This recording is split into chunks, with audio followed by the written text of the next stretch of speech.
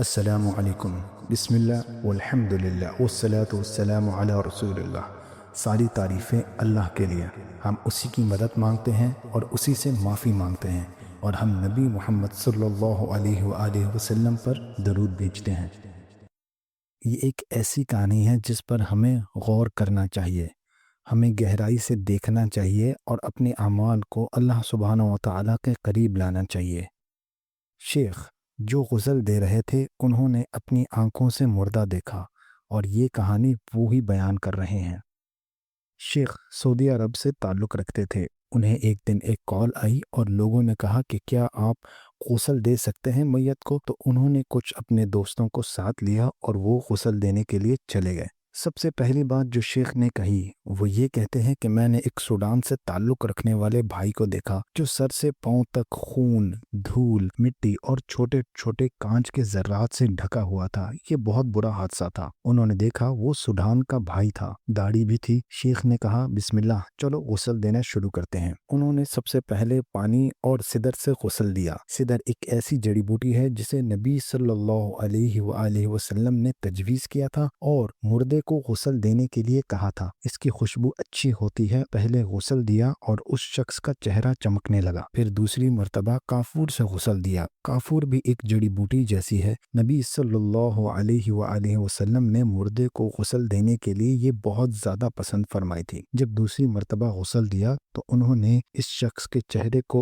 اور زیادہ چمکدار پایا۔ تیسری مرتبہ جب غسل دیا اور پانی اس کے جسم پر ڈالا تو کیا ہوا؟ اس کا جسم بالکل بدل گیا۔ وہ چمک رہا تھا، حالانکہ وہ سوڈان کا بھائی تھا جس کا رنگ کافی ڈارک تھا، مگر اب وہ چمک رہا تھا۔ پھر جب انہیں کفن پہنایا گیا ان کا چہرہ کھلا چھوڑا گیا۔ شیخ نے دروازہ کھولا اور گھر والوں کو بلایا کہ وہ آخری دفعہ چہرہ چوم لیں، اور یہ سنت ہے۔ جب لوگ اندر آئے تو شیخ نے کچھ لوگوں سے پوچھا کیا یہ چہرہ وہی ہے؟ انہوں نے کہا نہیں، یہ چمک رہا ہے۔ پھر ایک بھائی آئے اور وہ بہت زور زور سے رونے لگے۔ شیخ نے کہا کوئی بات نہیں، صبر کرو اور اس کے لیے دعا کرو۔ پھر انہوں نے کہا آپ کو معلوم ہے یہ صرف میرا بھائی نہیں تھا، اس کا نام عصام تھا، میں آپ کو عصام کے بارے میں بتاتا ہوں۔ شیخ نے کہا ہاں بتائیں ہمیں عصام کے بارے میں۔ اس نے کہا وہ ایک چھوٹا سا عام سا کام کرنے والا شخص تھا جو سعودی عربیہ کی ایک کمپنی میں کام کر رہا تھا۔ اس کا آفس اوپر کے فلور پر تھا اور ہمارا مصلی جہاں ہم نماز پڑھتے تھے گراؤنڈ فلور پر تھا۔ جب بھی نماز کا وقت ہوتا عصام سب آفیسز میں گھومتا، سب کو بلاتا، صلاح کے وقت ہے بھائیو، چلو اٹھ جاؤ نماز کے لیے، چلو چلو۔ پھر وہ دوسری منزل پر سیڑھیوں یا کسی اور طریقے سے جاتا، ہر فلور پر لوگوں کو کہتا یلا بھائیو چلو نماز کے لیے، نماز کا وقت ہوا چاہتا ہے۔ جب تک وہ گراؤنڈ فلور یعنی کہ مصلی پر پہنچتا تو آدھا آفس اپنے ساتھ لے آتا۔ شیخ یہ صرف اتنا ہی نہیں، میں آپ کو عصام بھائی کے بارے میں اور بھی بتانا چاہتا ہوں۔ اس نے کہا وہ ایک عام سے امپلائی تھے، ان کی سیلری 2500 ریال تھی۔ اتنی چھوٹی سی سیلری کے باوجود انہوں نے پیسے جمع کیے اور اپنے بھائیوں اور کچھ امپلائیز کو بھی انکریج کیا۔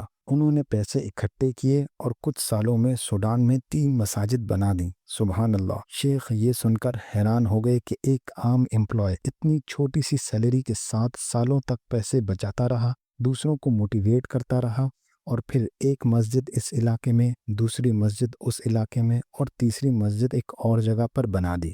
پھر شیخ نے کہا واللہ اللہ نے اسے یہ چہرہ اور چمک اسی وجہ سے عطا کی ہے کیونکہ وہ وقت پر نماز پڑھتا تھا، دوسروں کو بھی نماز کے لیے بلاتا تھا اور ہر اچھی چیز میں حصہ لیتا تھا۔ یہ کہانی ہمیں یہ سبق دیتی ہے میرے بھائیوں اور بہنوں کہ ہمیں اپنی آخرت کے لیے کام کرنا چاہیے، ہمیں اچھے کاموں میں مصروف رہنا چاہیے، ہمیں جتنا ہو سکے اتنا اللہ سبحانہ و تعالیٰ کے قریب ہونا چاہیے۔